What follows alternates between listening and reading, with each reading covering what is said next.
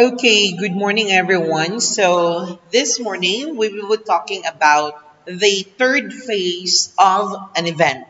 First, we've discussed already what is the planning, okay? The pre phase or pre event planning.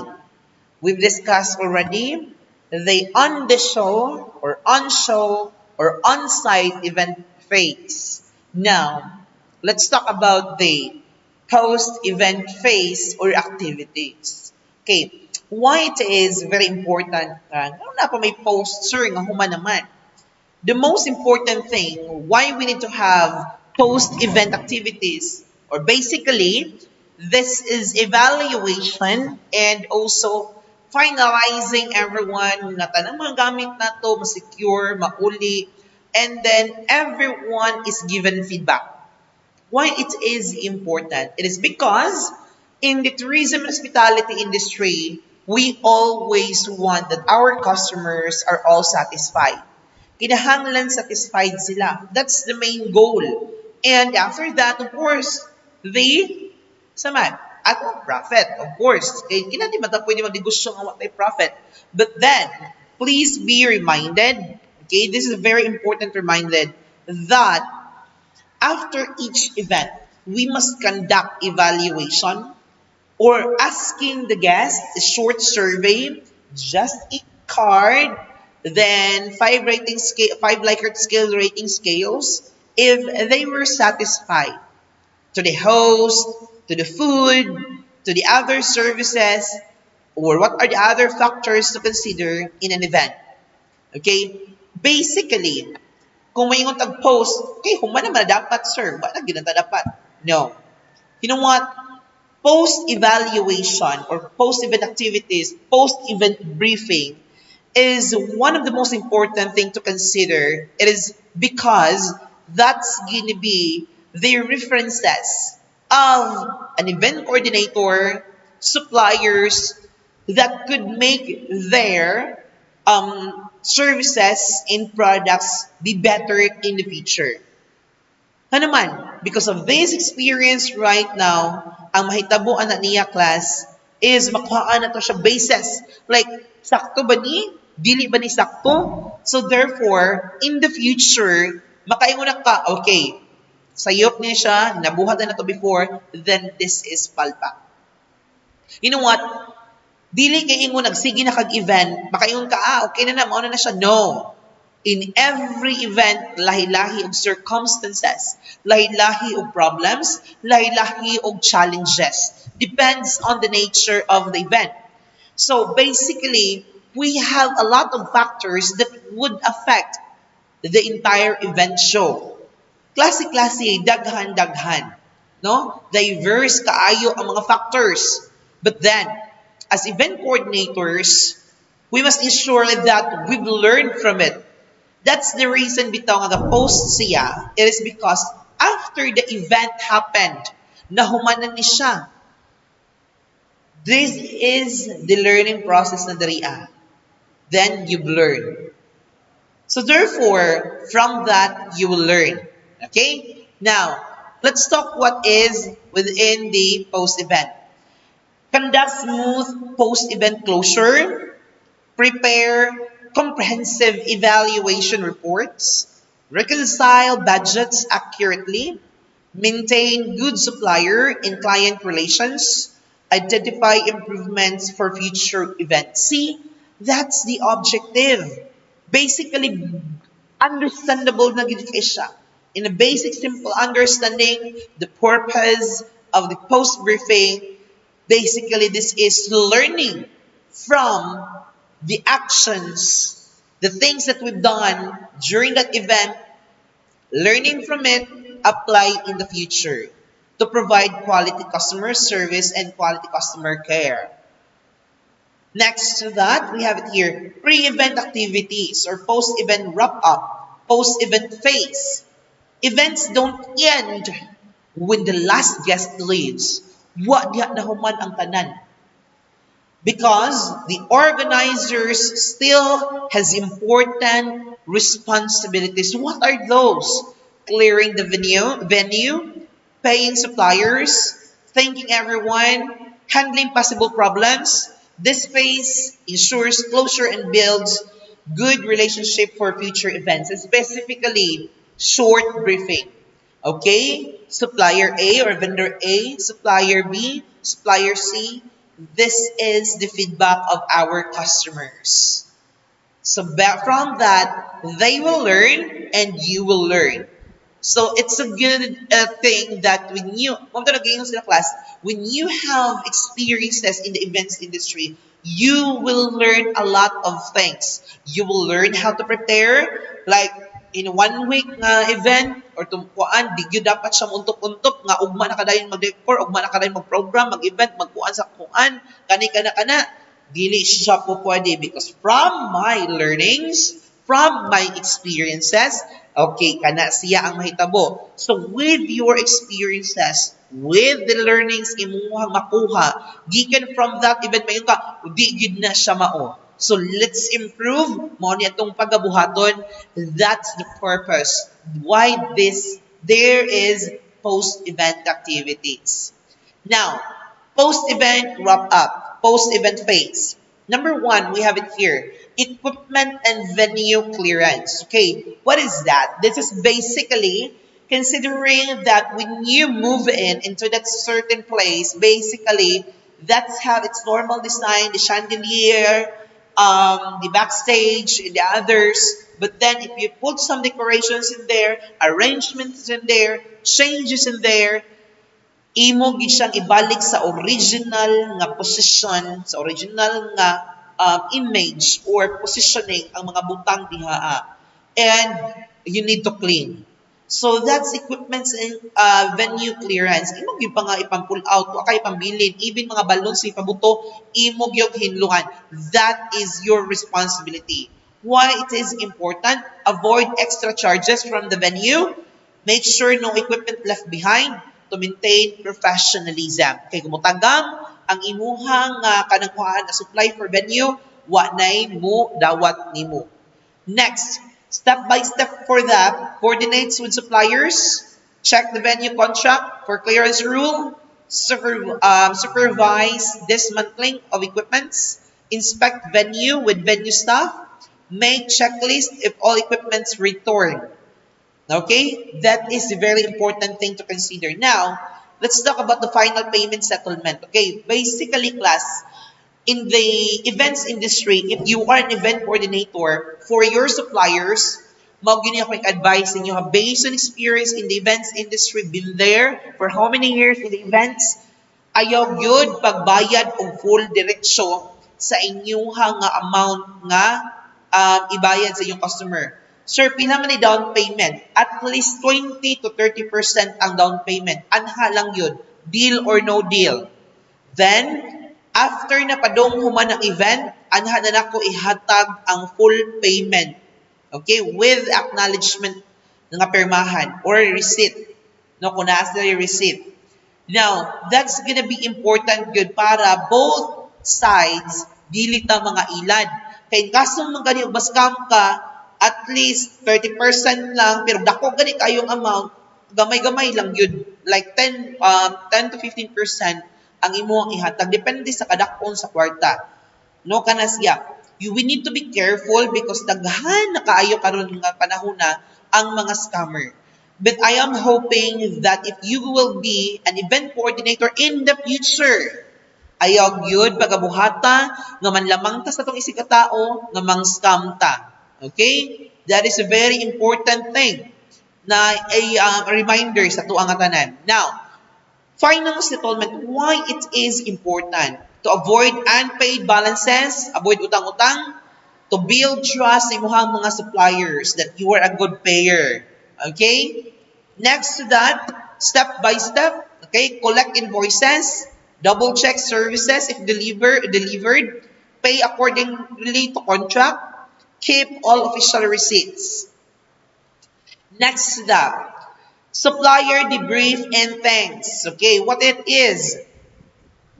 Meeting or talking with suppliers after the event to review performance and express gratitude. Okay? kinahanglan gyud ato silang inform because it's not only for us, it's also for them because they're doing business. Remember, the feedbacks of our customers is really important into a business to become more sustainable in the future and to become more globally competitive. Why? The more siya i-critic, the more siya tagag opinion, the more siyang tagaan ng idea, the more siya nga mas na maglungtad, magdugay, it is because not only building the reputation of the company, but then you are giving the idea nga inaniun dapat siya. And then what will happen? Mas ma-improve, okay? Na-innovation na mahitabo, and then everything will run smoothly.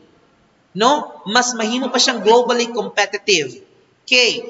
Next to that, step by step, send a thank you message, hold short debrief. If napang mga clients, one customers, napang mga vendors or suppliers, you can hold at least 10 to 15 briefing minutes.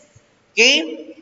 Note feedback for your records. Consider posting a thank you shout out on social media. That's gonna be a form of citation, okay, and kanang credits to your suppliers. But mostly, basically, dili ay mo shout out sa mga suppliers online kay nakaibaw na itong mga customers ng clients kung kinsa ato ang mga kanang kung ano ato mga suppliers. Basically, di ra gyud kaay na siya. Ato ra siya i-mention shout out to my suppliers kani kanya pero di mo i-name or i-tag yun mismo ang store, no? Pero if tagaan ka lang mga special discounts gyud, like yes, you can do that. That's gonna be an additional marketing for them. That's gonna be a saman. Okay, commission based na punta nga marketing. Kay we are aftering the service from them, but then we're giving feedbacks. That's gonna be the best marketing that they had. So therefore, if I'm gonna do that, of course you give in return. Because if I have a lot of followers, then I'm gonna market this one. Basically, nagstorya ra ko niya ang nindot og lamni, mao ni akong suppliers, then that's gonna be a big form of marketing. Of course, brain cells ang gamiton. We are in the field of business and marketing. Okay? Next, client thank you and follow-ups. Okay, what it is, sending appreciation to the client and checking if they were satisfied with the event. Nakatong imuhang client, nakatog yung nag-organize, then sidi kay ikuha nga event or coordinator, then mauna sila nga to ang tagaan ng papasalamat. Of course, pila raman ang bottle of wine, di ba? From you, the income na imo nakuha. So simple, basic appreciation, but it builds professional relationship in the industry. In the future, kuhaon na sa kanila pohon as event coordinator. That is a very important thing. Nga why kinahanglan man nga let's maintain professionalism and good relationship no matter what. If it is our client, our colleague, our friend, or no matter who they are. Let's maintain professionalism and good relationship and most of all, respect. Kaya ang kanang paghatag og respeto sa usa ka tawo dili na makaiban sa tuang pagkatao. Okay? Next to that, step by step, send a personalized thank you note, share event photos or videos, or give them a copy via USB if you have photographers, ask for client feedbacks, offer follow-up services for future bookings. Sure, ma'am, in the future ha, basta ganap po may event, I am so willing and I am so happy if ako inyong Tagalog chance na side. And I'll assure you that both of you, ang kamutanan yun, satisfied din siya. That's how we market ourselves. That is the technique how we build our own brand image. Okay? The reputation of our services, the reputation of your business, and sa imuha nga kaugalingon. Next to that, risk damage, claims, and unpaid bills. Basically, these things apply sa inyong legal aspects in tourism and in this industry. No? Mo follow siya under to agreement and contract. Okay? Remember, that contract and agreement is valid. Okay? Valid as long as presence ang iyahang validity. As long as wala siya mo fall nga mahimo siyang invalid. Number one, nga ma-invalid is of course drunk, hubog, intoxicated ang guest. Okay? Na ay mental illness ang kanang kuan ang ato ang kliyente. So di ta pwede ana ma-invalid ang atong kuan og minor sad ang ato ang kakontrata or naas agreement, dili siya po pwede. The contract is invalid na diha. So how to make it valid? There should be kanang inclusions, no? Nga nang since may mong valid tarong, dili intoxicated, presence of mind during sa kanang mao bitaw na siya class na kung per mong agreement, there should be the both sides dapat na persons kay mo assist man na ang abogado. Mo check man na siya, okay ba di siya? Nabay saktong pangunahon na, di ba hubong, di ba minor? That's the purpose ng kanong kinahanglan ko na agreement present mo. Okay? But basically, ang uban not notarized pero mas maayo gid notarized gyud ang mga agreements. Okay? Here, if in kaso is na ay mga claims or lawsuits, ang mahitabuan na niya class, if di na may panotarize, maglisod jud ka. No? Dili siya kayo nga nakaliguan, pero as long as na naay mga IDs and firma, liguan na po na siya, but mas maayo gid ang notarized gid siya. Okay, risk, damage claims, and paid bills. Damage claims, what is that? Venue or suppliers charging venue or suppliers charging you for damage. Example, broken chairs, damaged walls, lost equipment. Okay.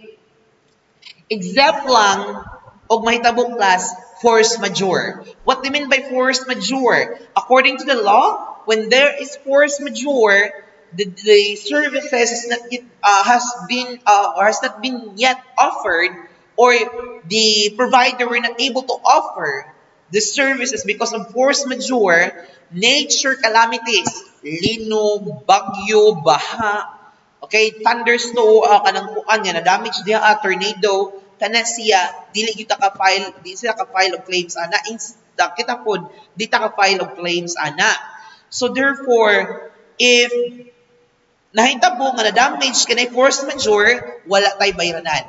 But if it happens during the event, there is no force majeure, sa ato ang event din siya nadaot, therefore, we have obligations and liabilities because part of the inclusions in the agreement, okay, part of it is the liabilities, no, and responsibilities and obligations na to. And that is basically valid. Okay. So the venue charges additional charge for broken chairs. Okay, how to handle? Do a venue inspection before and after the event. Document with photos. Walay ko ang damages. Okay? Dapat wise yun ta. Kaya basig charge nyo ta nga nabuak ang TV. Imo sa gyud na yung TV diri atong i-check kung nag-under ba. Naibuak nga bangko, naibuak nga wall, naay ka ng inani. You need to document before the events happens para if naay claims, you have rebuttals. Okay? Naka-rebut that, nag-survey ko daan, but wala na siya nahitabo. Kay daan na siya diha ang buak. Okay? So that is how you do it. Now, how to handle again?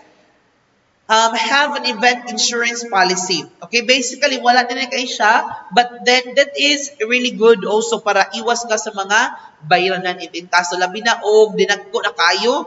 That is very important in siya class. Next, train staff to handle equipment carefully. Not only the equipment, but all the things that you can see that you've been using in the entire venue or event. Okay. Next to that, unpaid bills. What is it all about? Suppliers or vendors not receiving payment or clients failing to pay the organizers. How to handle? Keep clear contracts and agreement and receipts. Always settle suppliers' bills promptly. If client delays payment, send a formal reminder with invoice. But do not agree nga sinikahuman na lang sa event. There are a lot of event coordinators nga na-scam sa daan nang inikahuman na lang hangtod wa na gyud na thank you na gyud ang balance. So, as professionals, of course, mubayad yung tas ito ang mga bills. That is very important yun siya. Kaya, di pa na ito makita dito ka-afford. It should be naka-afford yun na. No? Next to that, key takes away. Okay? Post-event wrap-up is just important as planning. It shows responsibility and professionalism. Not only that, but in the future, it really helps a lot to make your services and product the better, or you can make an innovative one to serve and provide the needs and wants of your customers. Okay? Clear the venue properly, pay suppliers on time, thank and brief suppliers, thank and follow up with clients, then how to handle risk, like damages or unpaid bills with documentations and professionalism. Next, in a very simple word, basic understanding. Okay? You have it here. Don't just pack up and leave, finish it strong. That means make everything comfortable sa magsunod, make it professional, nga ato ang limpyuhan ng atong agi, atong hiluon, atong paganinduton, because I believe that cleanliness is next to godliness. So, di ba? So, dapat malimpyo gyud ta. Everything is settled up. Okay? Matod pa na, oy, cleanliness is next to godliness. Okay? But then, cleanliness shows professionalism. Okay? Even sa inyong room, nga arrange, nga limpyo, para sa magsunod, that means you are professional enough. Are we good with that? So, that is basically about the class, about the phase, post-event phase. Now, evaluation and reporting. Okay, how we do that according to TESDA NC3 guidelines. Okay, evaluation and reporting according to TESDA NC3. After the event and wrap-up, organizers don't just move. They must evaluate how the event went and ready report the results. This helps measure success, handle finances, and improve for the next event. This is what I had mentioned. Mao gini ang pinaka-goal o pinaka-importante. Now, post-event evaluation forms. Unsa man ni siya? This is a survey. This is a short form, small form, that after ato ang i-treat the data in statistics, okay? Like 5 Likert point scale or 4 Likert point scale, ato siyang i-treat to weighted mean, simple weighted mean, and ato ma-achieve, unsa man satisfied?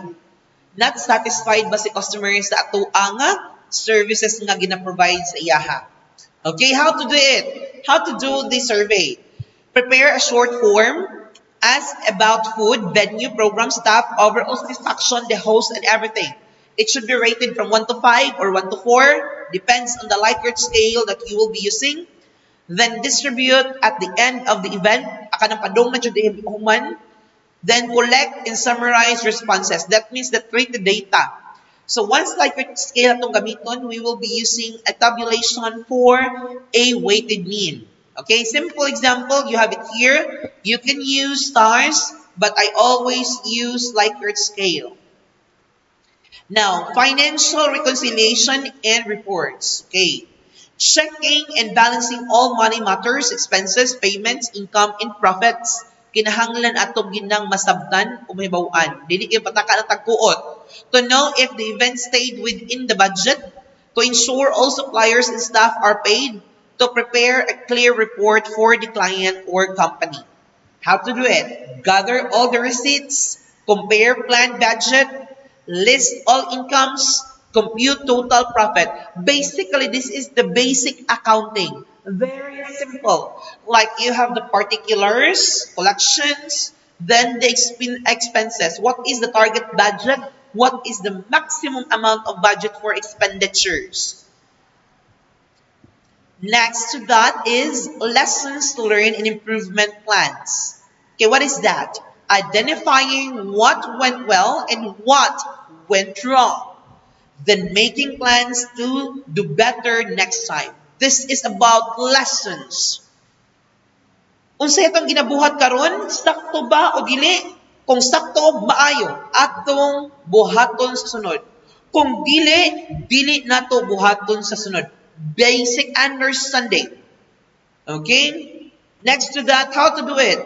Hold a debriefing meeting, list of positives, list of negatives, create action point for the next event. What we will do. Sa atong pagabuhaton. Okay, next to that, archiving event documents. Keep all event-related documents for records and future references. Like, you have the receipts, so for example, wedding A, wedding blah, blah, blah. Maunit na ng compilation. It must be there in your file for about, basically 5 years, gina, but mostly, ang ilaha is stay nila for 1 year or 2 years. But basically, it should be 5 years ang pagstay sa saka documents sa saka establishment, especially if BIR recorded siya. Next to that, what to archive. Okay? Contract with clients and suppliers, receipts, invoices, and payments, run-of-show program queues, registration list, photos, videos, or event, feedback forms, and evaluation reports. So, kinahanglan yun kung mag-archive ta, dapat naging tayo mga documents basis. Next to that, risk incomplete records, delayed reporting. Okay, we have it here, incomplete records. The most important thing yun na dapat kompleto yung record. Did you na dapat na missing? Kaya nga naman, missing contract receipts or feedback forms can cause disputes. Client says they already paid but no record found. Kana siya. Always use a checklist for documents and assign someone in charge for archiving. O ikaw mismo mag-archive. Delayed reporting. If reports financial evaluation are late, it looks like a very unprofessional matter. Ano man, murag na gitago, murag na gi-edit, murag na ay gikuan, gi-manipulate. Okay? So, set a timeline, submit reports within 3 to 7 days after the event. Key takeaways. Evaluation reporting is about closing the loop after an event. Gather feedback forms, balance the finances reports, learn from mistakes, lesson learned, keep records archiving. Avoid risk like missing documents or late reports. In simple explanation, after the party, you count, you check, and you learn. So next one is even better.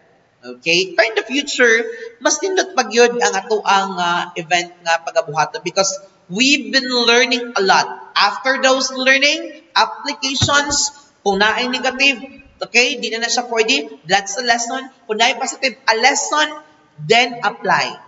Okay? So I am hoping that you're able to learn the 3 important phases in the events industry. The planning phase or the pre-phase, the on-the-show or on-site event phase, and also the post-event phase.